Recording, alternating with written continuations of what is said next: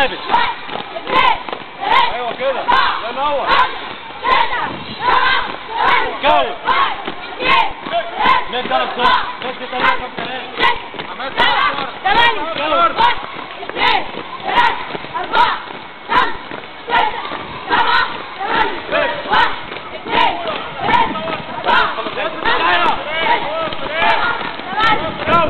استاذ رجب، انا عايز افهم ايه اللي بيحصل ده؟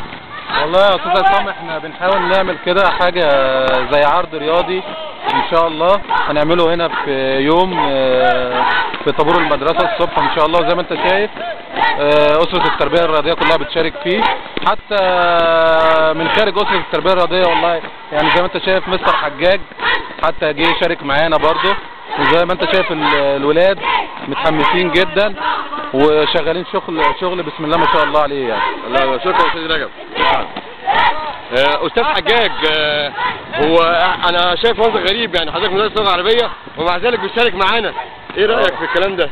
والله هو لازم يعني الواحد يشارك، لان المدرسه قايمه على المشاركه زي ما بيقولوا استاذ احمد. يعني المفروض كلنا نشارك في اي عمل، الله يخليك، لان احنا بنحب المدرسه وعايزين المدرسه بتاعتنا دي تتقدم، وعمرها ما هتتقدم الا بينا احنا كلنا، ايدنا مع ايد بعض وقلبنا على قلب واحد، وحلمنا برضو حلم واحد ان مدرستنا تبقى اعلى مدارس اسكندريه. الله ينور عليك يا استاذ حجاج. واستاذ احمد ايه رايك؟ وبعدين العمل الجيد لابد من المشاركه ولابد من النقد البناء.